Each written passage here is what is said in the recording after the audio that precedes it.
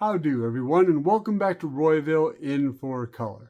My name is Stefan, and I just have two books for you today. It's Ultimate Spider-Man vs. Amazing Spider-Man, and winner take all. Well, let's see which one I like the best. So the first one I have for you is Ultimate Spider-Man number 4. And there it is. Nice little cover with the Daily Bugle, or what I think they're going to be calling the paper, ironically. So this one is written by Jonathan Hickman, and the art is by David Messina. And it's a dinner date. Yep, that's it. The whole thing is a dinner date. We find the reveal that Harry Osborn is dating or married to Gwen Stacy. Ha ha! So Peter ends up with Mary Jane, Harry ends up with Gwen Stacy, and since the last issue, both Harry and Peter know each other's secret identities, and they're kind of buddies now, and so they decide to go on a date, and it's basically the whole issue is their interaction, the four of them. Very, very interesting. I also noticed that Gwen says something very poignant to Peter, like, why is he here? Because Harry told Gwen everything.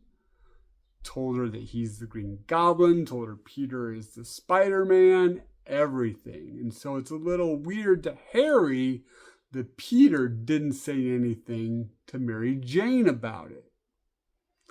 Which makes me kind of wonder. I was like, yeah, right. Why didn't you, Peter, what are you afraid of? Why didn't you say anything to Mary Jane? I'm kind of on Harry's side here. And then Gwen says, hey, if you're Spider-Man helping people, why is that happening? And if you are helping people, that means that there must be people that are bad. If you're the good guy, there must be bad guys to fight, right? And if that's the case, that might be very upsetting to some bad guys. So it might be exacerbating the situation. I thought that was really interesting. And then eventually, the ladies go to the powder room so that they can talk in private, and the men are talking, and Harry says the line to Peter, with great power comes great responsibility. So yeah, I didn't understand what was going on until I kind of thought about this issue. Really, Hickman, a whole issue of them just talking over dinner? That's super boring. But you're laying the groundwork. I see what you're doing. You are showing us the inner workings of these characters. So when it all goes down, because you can tell through the course of the story that Harry has a lot different views than Peter does about how people should be using their power. Yeah, Harry might be a good guy now, but if Peter's doing good, there's got to be somebody that does bad, right? And that might be upsetting to them. Interesting. I see what you're doing there, Hickman. All right. So let's get into the second Spider-Man issue I have. And this one's amazing. Amazing Spider-Man number 50 with Spider-Man fighting the Green Goblin. What? I thought he was a good guy now? So this one is written, the main story, because there are backup stories. The main story is written by Zeb Wells, and the art is by Ed McGuinness. Now, this one starts if you haven't known, if you didn't see any of my other videos, I'm not that up on Amazing Spider-Man. I started reading recently because the characters I like, Hallows Eve was in it, and I just kind of kept it going because I kind of liked the story that was going on.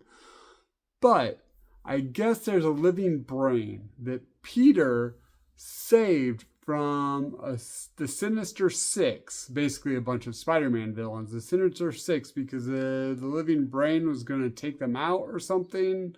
I thought the living brain was a bad guy. I guess he's not, or he was, or he reformed. I'm not sure.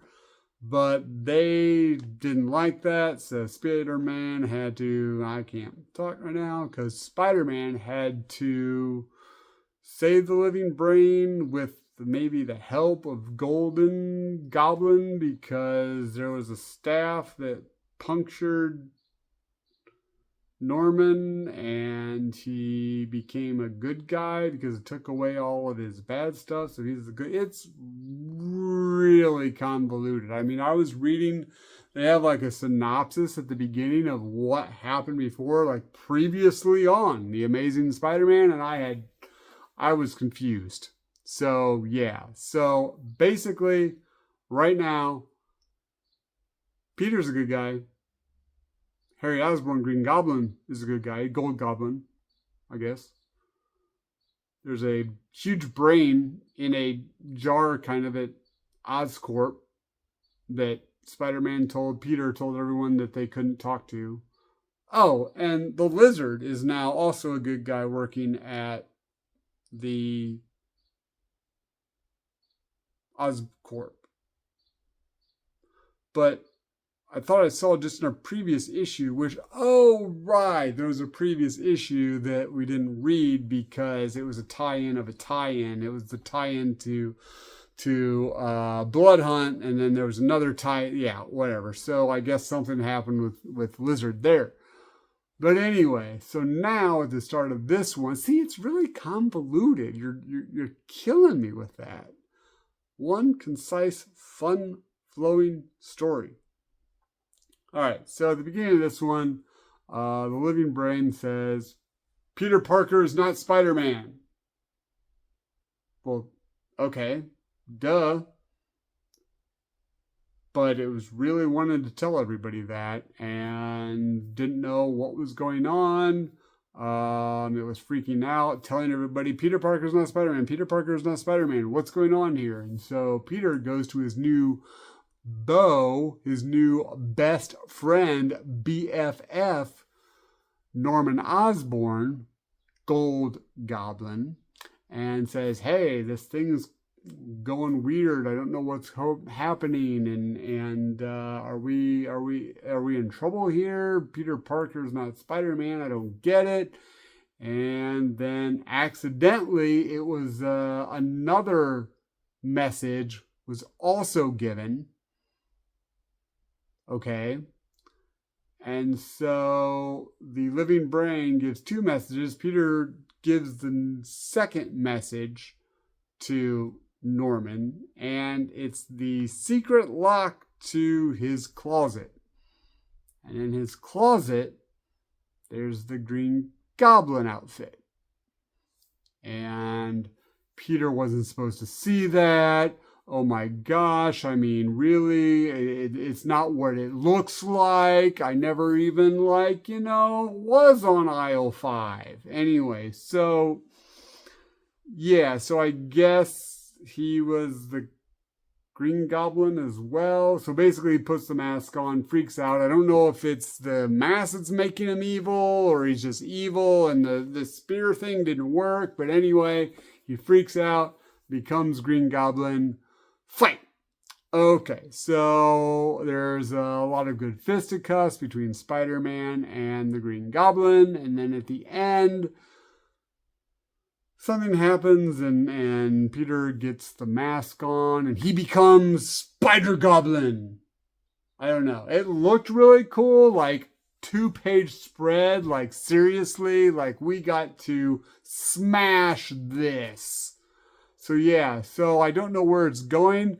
Seemed to be pretty fun though. Liked the ride.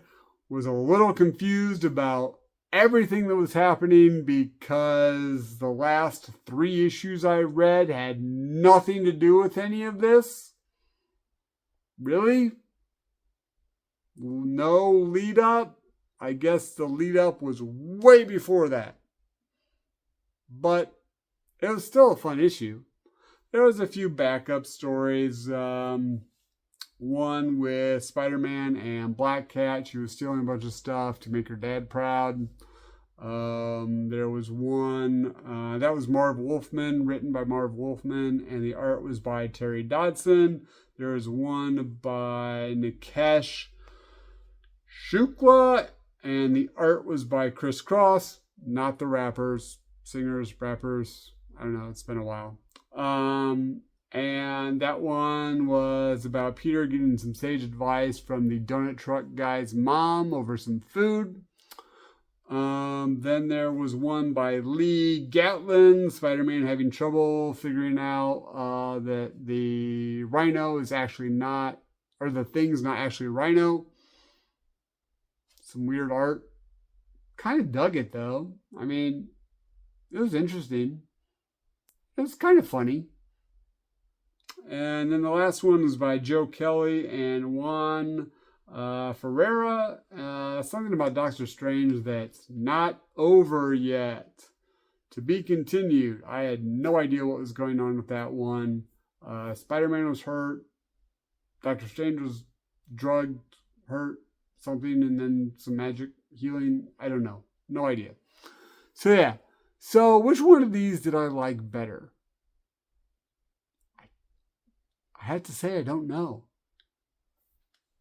I think I would have liked The Amazing Spider-Man better by far if it was a continuation of a story that I'd already been in. This seems like it was out of left field. And I was supposed to know all this stuff that I didn't know.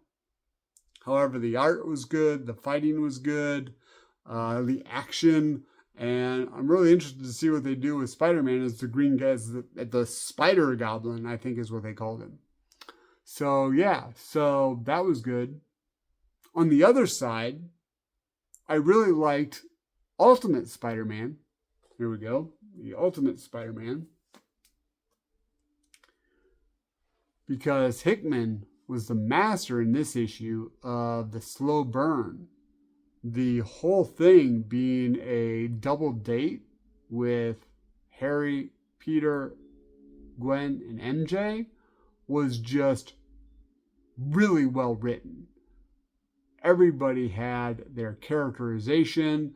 There was a little bit of slow burn with what they're actually thinking and what they're actually like.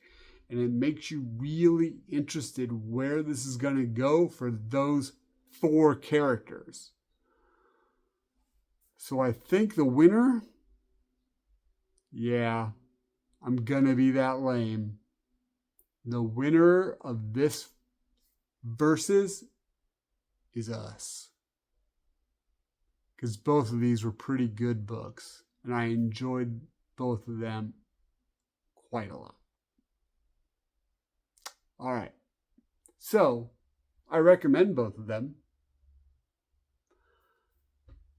God, I really want to say which one I'd recommend more, but I can't right now. I'm super excited for where both of them are going. So, I guess stay tuned for what happens next in these, because I'll definitely be reading them and I'll definitely be putting them on this channel.